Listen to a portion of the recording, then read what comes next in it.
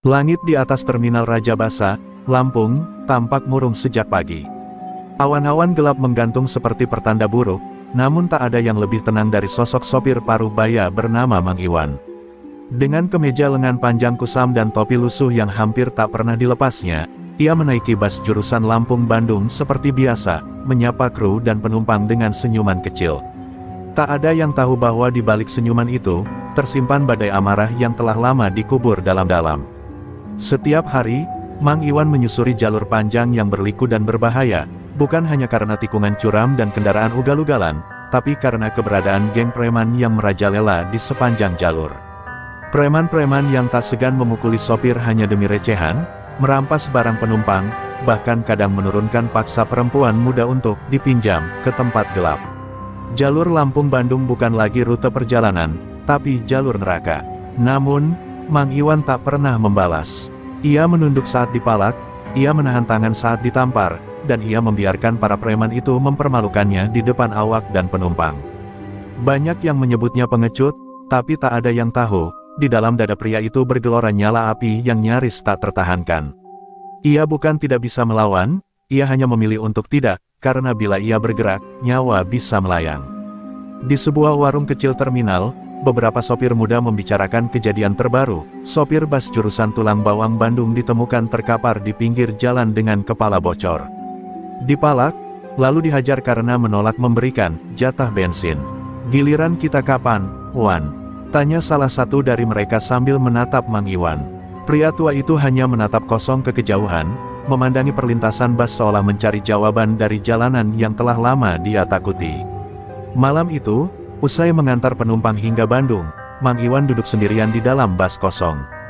Di balik kursi kemudi, ia membuka sebuah kotak kayu kecil yang selalu ia bawa, disembunyikan di bawah lantai bus. Di dalamnya, terlipat rapi kain hitam dengan simbol petir berkelok, lambang ilmu Braja Musti yang ia warisi dari kakeknya, seorang pendekar terakhir dari Gunung Galunggung. Matanya nanar menatap kain itu. Sudah puluhan tahun ia bersumpah tak akan membukanya lagi. Namun luka batin para sopir, dan jeritan penumpang yang mulai tak percaya pada keselamatan, perlahan membangunkan sesuatu dalam diri Mang Iwan. Ia teringat pada nasihat sang kakek yang hampir terlupakan, kekuatan sejati bukan untuk dipamerkan, tapi untuk melindungi mereka yang tak berdaya. Ia mengepalkan tangan, urat-urat tuanya menegang, bukan karena usia, tapi karena ilmu yang mulai bangkit dari tidur panjangnya. Di luar bus, hujan mulai turun pelan, membasahi kaca depan. Di tengah gemuruh halus air yang menghantam atap, terdengar suara dari radio tua yang selalu menyala, berita tentang sopir lain yang dipukul pakai rantai oleh preman lintas Sumatera karena tak mau bayar uang jalan. Mang Iwan memejamkan mata, hatinya mulai berteriak, dan untuk pertama kalinya dalam 23 tahun, ia berbisik pada dirinya sendiri, mungkin sudah waktunya Braja Musti turun ke jalan lagi. Bus yang dikemudikan Mang Iwan melaju tenang menembus dinginnya subuh. Penumpang terlelap dalam balutan jaket dan syal, sementara lampu kabin temaram menari pelan mengikuti guncangan jalanan. Di kursi kemudi, Mang Iwan sesekali menatap kaca spion, memastikan semua dalam kondisi aman. Namun jauh di lubuk hatinya, ia tahu, pagi ini tidak akan biasa-biasa saja. Kilometer 79, ruas jalan sepi di tengah hutan karet tua, adalah tempat yang dihindari para sopir. Bahkan sopir truk-truk besar pun memilih memutar, meski harus membakar solar lebih banyak.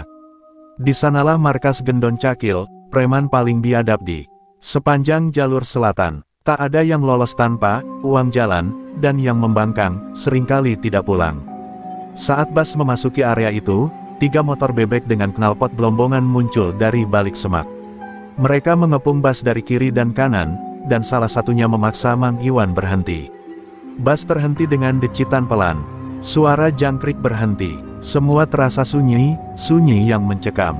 Penumpang mulai terbangun, beberapa memegangi tas mereka dengan panik. "Ada apa, Pak Sopir?" tanya seorang ibu muda sambil mendekap bayinya. Pintu bus dibuka paksa dari luar. Muncullah Gendon Cakil, bertubuh tinggi kekar dengan bekas luka menyilang di pelipisnya. Ia meludah ke lantai bus, lalu menatap Mang Iwan dengan senyum menghina. "Wah, ini sopir tua yang kemarin nolak setor ya? Heh, lu pikir bus lu kebal bacok, ha?" Di belakangnya, 4 preman bersenjata besi panjang dan rantai mulai menaiki bus. Penumpang menjerit, beberapa memohon, tapi Gendon hanya tertawa. Tenang aja, ini cuma urusan duit. Mang Iwan berdiri pelan, tatapannya dingin, tapi tangan-tangannya tetap menggenggam erat kemudi. Ia menatap mata Gendon seperti sedang menimbang dosa seseorang. Saya sudah bilang kemarin, saya tidak akan kasih uang ke penjahat jalanan. Kalau mau pukul, pukul saja. Tapi jangan ganggu penumpang saya. Kalimat itu terucap tanpa getar. Hening sejenak, lalu, tamparan keras mendarat di pipi Mang Iwan. Suara tamparan itu menggema di dalam bas. 2 pukulan lagi menyusul, darah segar menetes dari bibir Mang Iwan. Penumpang mulai berteriak, beberapa pria muda hendak melawan tapi ditodong besi. Gendon mencengkeram kerah Mang Iwan. Gua kasih lu waktu 2 hari. Kalau 2 hari lagi belum setor, gua bakar bas lu di tengah jalan.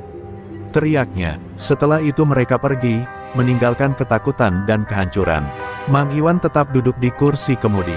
Bibirnya sobek, mata kirinya membengkak. Tapi ia tidak mengeluh. Ia menyalakan mesin dan kembali melaju. Namun dalam diamnya, tangannya bergetar, bukan karena takut, melainkan karena tenaga Braja Musti mulai merespons amarah yang sudah terlalu lama ia tekan. Penumpang yang duduk di belakang memperhatikan leher Mang Iwan, ada urat berwarna gelap yang perlahan menjalar ke arah pundaknya. Urat itu bukan urat biasa.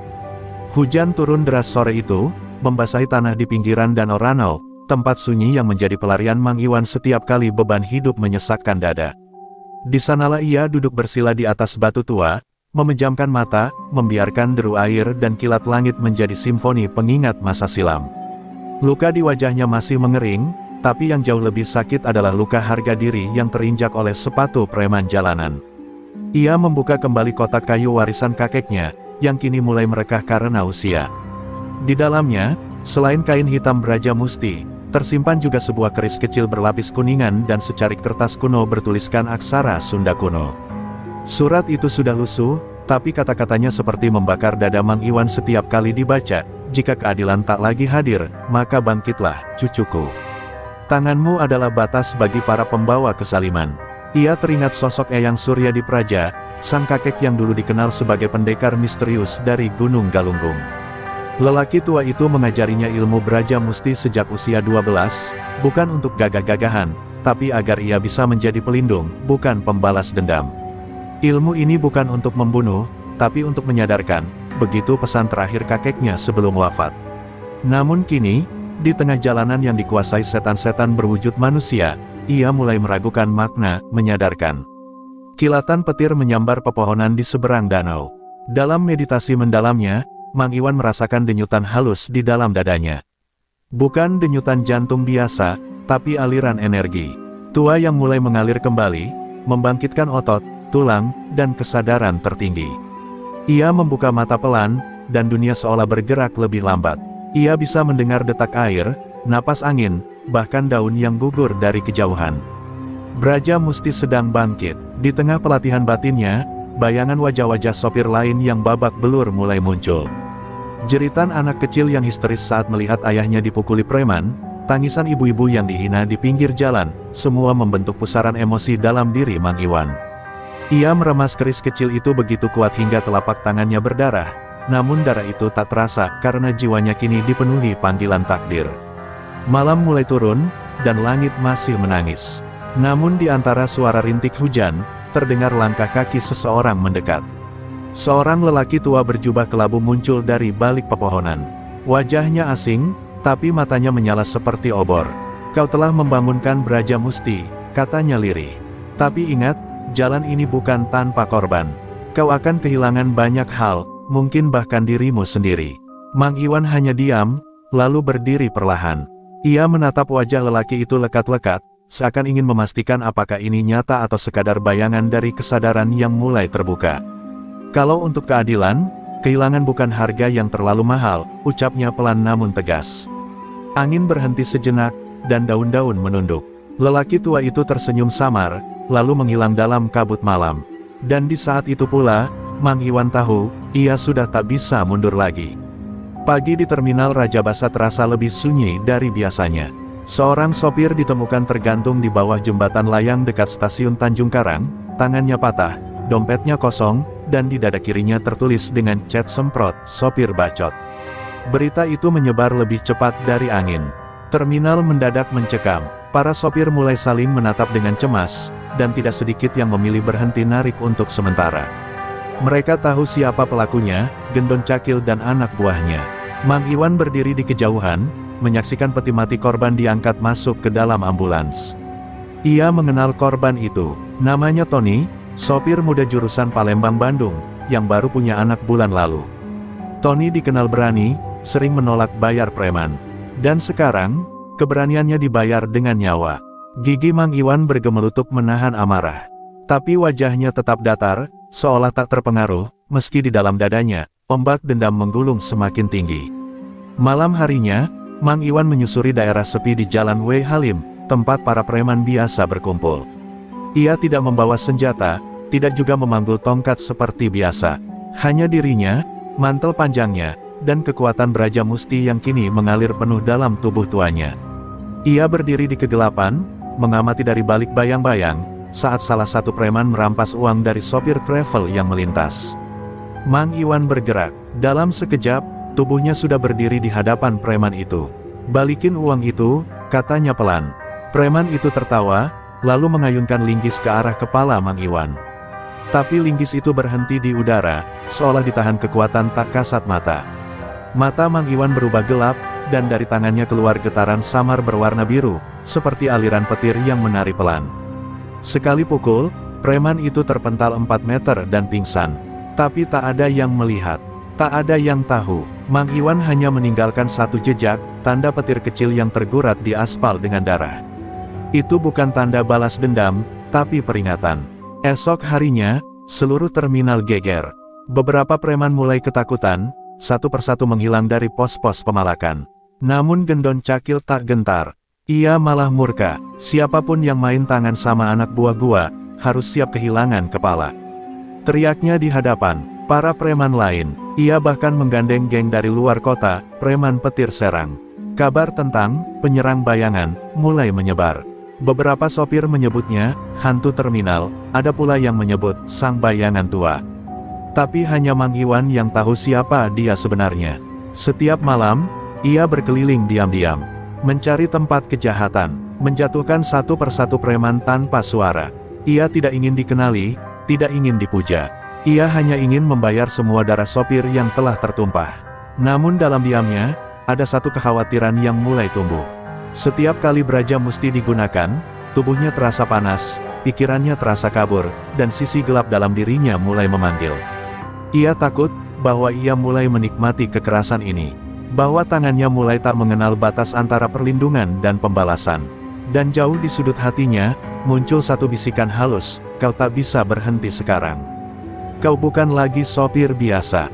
Terminal panjang kembali bergemuruh. Bukan karena suara bas atau teriakan calo tiket, tapi karena Gendon Cakil berdiri di tengah-tengah kerumunan, membawa megafon dan wajah penuh amarah. Dikelilingi oleh puluhan preman dari berbagai daerah, termasuk geng brutal dari Serang yang dikenal dengan julukan preman petir, ia menatap sekeliling dengan tatapan liar. Ada yang main belakang, main baco anak buah gua tengah malam. "Gua tantang lu keluar, siapapun yang merasa jagoan, ayo kita ketemu di KM 95, besok malam." Teriaknya, menggelegar seperti singa lapar. Mang Iwan mendengar tantangan itu dari radio HT kecil di dashboard busnya. Suaranya tenang, tapi jarinya mengepal kuat. Ia tahu, cepat atau lambat, bayang-bayangnya akan terungkap. Tapi yang membuat hatinya lebih berat adalah suara ketakutan para sopir yang mengalir lewat percakapan warung. "Kayaknya Gendon udah bawa orang pinter dari Banten, katanya bisa ngelihat aura." Gawat, semakin hari, nama sang bayangan tua makin sering disebut, dan para preman mulai mengincar siapapun yang dicurigai. Di rumah kontrakannya yang sederhana, Mang Iwan duduk sendiri di depan cermin. Ia melihat wajahnya yang menua, dengan bekas luka di pipi dan rambut yang mulai memutih. Tapi di balik matanya, ada api yang belum padam.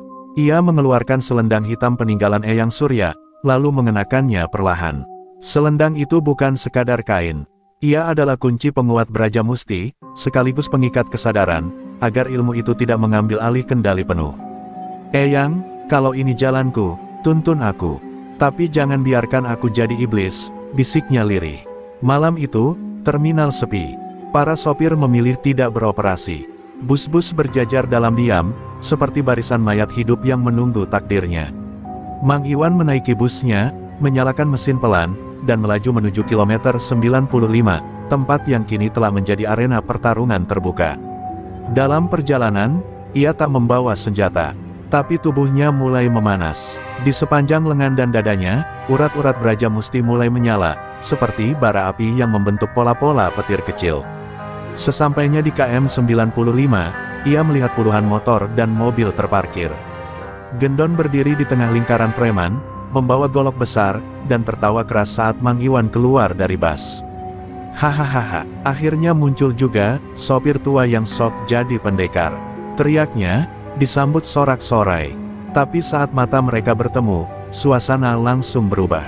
Gendon mendadak diam. Ia merasakan sesuatu yang aneh dari tubuh Mang Iwan, seperti tekanan udara yang menekan dadanya perlahan. Mang Iwan melangkah maju, tenang, tidak berbicara, dan setiap langkahnya membuat preman-preman di sisi kanan kiri perlahan mundur. Gendon mencoba menjaga wibawa, mengangkat goloknya tinggi. Lu pikir lu siapa? Hah, lu cuma sopir tua, ini wilayah gua rajanya. Tapi suaranya terdengar goyah. Dan sebelum ia sempat menyerang, langit berubah gelap, angin berputar, debu beterbangan, dan di sekitar Mang Iwan, cahaya samar biru mulai berputar seperti kabut. Malam ini bukan soal siapa yang raja, ucap Mang Iwan lirih, tapi soal siapa yang harus berhenti menyebar neraka di jalan ini. Tubuhnya kini seperti dilapisi aura api biru.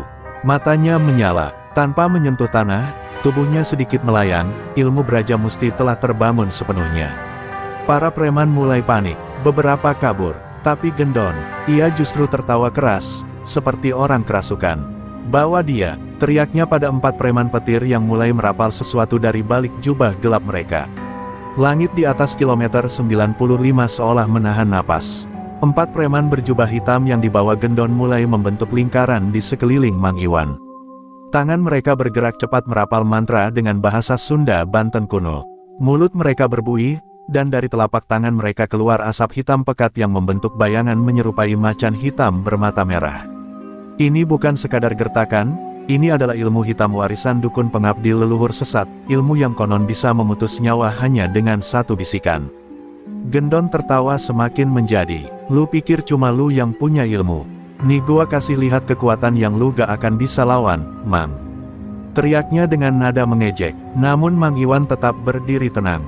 Di dalam dadanya, getaran Brajamusti semakin kuat, merambat ke seluruh tubuh, seperti aliran sungai magma yang mendidih. Ia merentangkan kedua tangannya, lalu menekukkan lututnya sedikit. Seketika, bumi bergetar halus, dan dari bawah kakinya, cahaya biru menyala membentuk lingkaran cahaya seperti raja kuno. Macan hitam gaib itu melompat menerjang Mang Iwan. Sekali gebrakan, tanah bergetar dan debu beterbangan. Tapi sebelum taring makhluk gaib itu menyentuh kulitnya, Mang Iwan mengangkat satu tangan dan membentuk simbol kuno, Tameng Daya Braja. Cahaya biru membentuk perisai tak kasat mata. Macan hitam itu hancur seketika, meledak menjadi debu hitam dan jeritan keras menggema, membuat para preman berlutut menutup telinga. Para dukun bayaran mulai goyah. Satu di antaranya muntah darah. Kalian bermain dengan kegelapan, aku datang membawa cahaya, ucap Mang Iwan lirih, tapi suaranya terdengar ke seluruh penjuru jalan, seperti gema. Ia lalu mengangkat kedua tangan ke langit, dan cahaya dari tubuhnya mengalir membentuk raja petir kecil di udara, seperti simbol warisan kakeknya. Tiba-tiba, langit mengeluarkan kilat biru yang menyambar ke tengah lingkaran. 3 dukun preman langsung terpental, tubuh mereka mengejang, dan jatuh tanpa suara. Hanya tersisa satu, yang gemetar dan mulai memohon-mohon. Gendon tak terima, ia menghunus golok besarnya dan menerjang dengan raungan binatang. Tapi tubuh Mang Iwan sudah bukan tubuh manusia biasa. Gerakannya seperti bayangan, cepat, tajam, dan tanpa suara. Dengan satu gerakan ringan, ia memutar tubuh Gendon, lalu menyentuh dada musuhnya dengan ujung 2 jari. Pecah sukma, bisiknya. Seketika Gendon berteriak sekuat tenaga, tubuhnya kejang seperti kesurupan, lalu roboh. Matanya terbuka tapi jiwanya kosong. Brajamusti telah menyentuh titik jahat di dalam hatinya. Para preman yang tersisa berhamburan. Beberapa bahkan menjatuhkan senjata mereka dan berlutut, tak lagi berani melawan. Mang Iwan berdiri di tengah medan, tubuhnya masih diselimuti cahaya biru samar. Tapi wajahnya tak menyiratkan kemenangan, melainkan kesedihan yang dalam. Ia tidak pernah bermimpi harus menggunakan ilmu ini untuk menjatuhkan manusia. Tapi dunia ini, sudah terlalu lama membiarkan iblis berkeliaran bebas. Malam itu, kabar tersebar luas. Gendon Cakil hilang akal, 3 dukun bayaran tewas, 1 tersisa menjadi pengemis jalanan. Para sopir mulai berani bicara, mulai berani narik tanpa bayar, setoran preman. Tapi Mang Iwan, ia memilih kembali ke terminal dengan bas tuanya. Duduk di belakang setir, menghela napas panjang. Di spion, ia melihat wajahnya sendiri, tapi juga bayangan kakeknya, seolah berkata, baru 1 gunung kau lewati, cucuku. Masih banyak lembah menunggu. Beberapa hari setelah kekalahan Gendon, terminal kembali hidup. Sopir-sopir mulai berani mengangkat kepala. Tak ada lagi suara makian dari preman, tak ada tangan-tangan kotor yang menodong uang receh. Namun ketenangan itu semu, sebab di antara bisik-bisik para sopir, mulai muncul 1 nama baru yang lebih menyeramkan dari Gendon, Bang Kolik, preman lama yang disebut-sebut sebagai dalang sesungguhnya dari jaringan pemalakan antar provinsi. Dan markasnya terletak di jantung kota Palembang. Mang Iwan mendengar kabar itu dari seorang sopir tua asal Prabu Muli. Ia menggambarkan Bang Kolik bukan sekadar preman, ia adalah penyembah ilmu hitam kelas tinggi, dengan pengaruh luas hingga ke aparat lokal. Dikenal kejam dan tak pernah terlihat di depan. Ia bermain di balik layar, menggerakkan anak buah seperti catur. Dan satu hal yang membuat dada Mang Iwan sesak, korban pertama yang mati tergantung di Lampung, ternyata pernah mencoba mengungkap nama Bang Kolik, sebelum akhirnya dibungkam. Perjalanan ke Palembang bukan perjalanan biasa. Mang Iwan tahu, ia tidak hanya membawa bas kosong. Ia membawa janji, dendam yang belum selesai, dan kemungkinan maut. Malam itu, ia menyelinap keluar dari terminal, menyetir bas tuanya seorang diri. Hanya ditemani suara mesin dan angin yang menerpa kaca. Di dalam bas, selendang beraja musti ia lipat rapi. Ia tahu, kali ini bukan pertarungan biasa. Ini adalah perang jiwa. Sesampainya di Palembang, kota itu terasa berbeda. Jalanan padat, tapi dingin. Senyuman orang-orang di pasar seperti diselimuti ketakutan. Ia singgah di warung kecil di dekat benteng Kuto Besak. Di sana, seorang wanita tua pemilik warung mengenal wajah Mang Iwan. Ia memandang dengan mata berkaca-kaca, lalu berkata lirih, "Kamu mirip ayahmu, Nak, dulu juga datang ke sini, dan tak pernah pulang."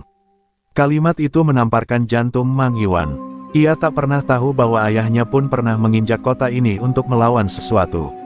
Sesuatu yang besar. Malamnya, Mang Iwan menyusuri lorong-lorong sempit di kawasan seberang ulu. Ia mengikuti bisikan angin, merasakan getaran gelap yang bersembunyi di balik tawa-tawa palsu. Hingga akhirnya, ia menemukan sebuah gudang tua yang dijaga 2 pria kekar. Di sana, bau dupa dan darah bercampur. Dari celah dinding, ia melihat upacara aneh sedang berlangsung, puluhan orang berdiri dalam lingkaran, dan di tengahnya berdiri sosok besar, dengan jubah merah tua dan kalung tengkorak kecil, Bang Kolik.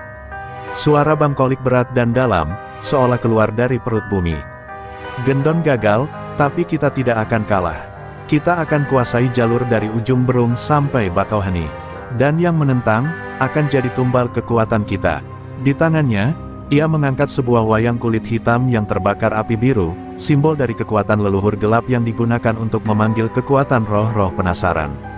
Mang Iwan menggertakkan giginya. Ia tahu saat itu juga, pertarungan ini sudah bukan soal terminal atau sopir lagi. Ini soal seluruh tanah jalanan Sumatera Jawa. Namun saat Mang Iwan hendak pergi, salah satu penjaga menyadari kehadirannya. Teriakan keras terdengar, dan para anak buah Bang Kolik segera keluar mengejar. Mang Iwan berlari di antara gang-gang sempit, tubuhnya kembali panas. Tapi ia tahu, tidak bisa menggunakan beraja musti sembarangan. Ia harus menahan, harus menunggu waktu yang tepat. Dan malam itu, sambil bersembunyi di belakang truk tua, ia berbisik lirih, "Kau benar, Eyang, ini bukan sekadar urusan sopir. Ini perang antara 2 kutub, terang dan kegelapan." Malam itu Palembang diguyur hujan gerimis, tapi udara tetap terasa berat, seolah mengandung listrik yang menunggu meledak. Di sebuah gudang tua di kawasan seberang ulu, Mang Iwan duduk bersila di bawah kolong truk rongsokan. Matanya terpejam, napasnya teratur. Selendang biru peninggalan Eyang Surya telah ia ikatkan di lengan kanannya. Meski tubuhnya penuh luka akibat dikejar anak buah Bang Kolik tadi, getaran Braja Musti kini semakin terfokus. Ia tidak bisa menunggu lebih lama. Malam ini, ia harus memutus akar kegelapan. Sementara itu, di dalam gudang, Bang Kolik memulai upacara pemanggilan. Di hadapannya berdiri wayang kulit berwarna hitam legam, berselimut asap dupa dan darah ayam hitam. Tangan Kolik merapal mantra dengan suara patah-patah, mengguncang ruangan. Dari bayangan di belakang wayang, sesosok roh mulai muncul perlahan, tinggi, tak berkaki, dengan mata merah menyala dan tawa mengerikan. Datanglah, pewaris rawang hitam, datangi tubuhku, dan buat musuhku hancur. Teriak Kolik sambil mengangkat tangan, membiarkan makhluk itu masuk ke tubuhnya. Langit di luar menggelegar, petir menyambar keras, dan dari arah barat gudang, muncul cahaya biru yang melengkung seperti ular naga. Itulah tanda kebangkitan Braja Musti. Mang Iwan melangkah masuk ke gudang dengan wajah dingin dan basah oleh hujan. Semua anak buah Kolik mundur perlahan, sebagian berlutut, tubuh mereka bergetar hanya karena aura yang dipancarkan Mang Iwan. Kolik, bukan hanya darah yang kau sentuh malam ini, tapi juga batas antara dunia kita dan dunia roh. Dan aku datang untuk menutupnya, ucap Mang Iwan lirih. Kolik yang kini dirasuki makhluk hitam itu hanya terkekeh. Tubuhnya membesar, urat-urat di lehernya timbul, dan suaranya berubah menjadi gema dua nada, manusia dan setan. Kau cuma sopir tua, berani melawan kekuatan langit dan neraka sekaligus. Tiba-tiba ia mengangkat tangan, dan bayangan hitam menyembur dari tubuhnya, menyerang Mang Iwan seperti tombak gelap. Tapi Mang Iwan menangkisnya dengan gerakan cepat. Selendang biru di lengannya menyala, dan dari tangannya, tameng cahaya membentuk dinding perlindungan sempurna. Tubuh Mang Iwan kini melayang sedikit, dan dari jari-jarinya keluar kilatan cahaya seperti petir lembut. Aku bukan siapa-siapa, tapi darahku, tubuhku, dan jiwaku, diwarisi untuk menyeimbangkan dunia ini. Ia menghentakkan tangan ke tanah, dan sebuah raja bercahaya membentuk segel kuno di lantai gudang. Wayang hitam yang digunakan Kolik langsung terbakar perlahan, mengeluarkan jeritan yang tidak berasal dari dunia ini. Bang Kolik mengamuk, melompat dan menghantam Mang Iwan, tapi semua serangan itu mental. Dalam satu hentakan terakhir, Mang Iwan membentuk tanda silang dari cahaya biru di dadanya, lalu mendorongnya ke arah Kolik. Runtuh, wahai kegelapan yang lupa akan cahaya, teriaknya. Sinar itu menembus tubuh Kolik, dan makhluk di dalam tubuhnya berteriak melolong, terlempar dari jasadnya dan berubah menjadi asap hitam yang menghilang ke langit. Bang Kolik roboh, tubuhnya gemetar, dan akhirnya pingsan dengan mata membelalak. Seluruh gudang bergetar lalu runtuh sebagian. Para pengikut Kolik kabur sambil berteriak histeris. Mang Iwan berdiri di tengah reruntuhan. Napasnya berat, cahaya di tubuhnya perlahan padam. Ia menatap langit malam yang kini cerah kembali. Dalam hatinya, ia tahu, ini belum akhir. Kolik memang tumbang, tapi jejak ilmu hitam itu tidak hilang sepenuhnya. Jalanan masih bisa ternoda kapan saja. Namun untuk malam ini, ia telah menang. Ia telah menyelamatkan satu simpul kejahatan. Dan sekali lagi, ia kembali menjadi sopir, menyatu dengan aspal dan roda, menyusuri garis jalanan yang tak pernah berhenti. Hampir seminggu perjalanan pulang dari Palembang ke Lampung. Bas tua Mang Iwan berjalan pelan, tak lagi secepat biasanya. Bukan karena mesinnya lelah, tapi karena sang pengemudi kini membawa beban baru. Ia telah melihat wajah kejahatan sejati, dan lebih dari itu, ia telah membalikkannya dengan kekuatan yang diwariskan dengan darah dan doa. Namun semua itu meninggalkan bekas. Di balik sikap tenangnya, jiwanya remuk dalam diam. Ia telah membunuh, meski dengan alasan yang benar. Dan di dunia Braja Musti, kebenaran pun bisa terasa berat. Saat akhirnya ia masuk kembali ke terminal Lampung, suasana berubah drastis. Para sopir yang melihat bas tuanya segera berdiri, menyambutnya seperti seorang pahlawan. Beberapa bahkan menundukkan kepala dalam hormat. Terminal itu tak lagi dihiasi ketakutan. Meja-meja preman kosong, tak ada lagi suara bentakan atau todongan upeti. Tapi Mang Iwan tak membalas senyum mereka. Ia hanya turun pelan dari bas, berjalan menuju bangku tua di pojokan, dan duduk sambil memejamkan mata. Hatinya tidak sedang mencari pujian, melainkan kedamaian.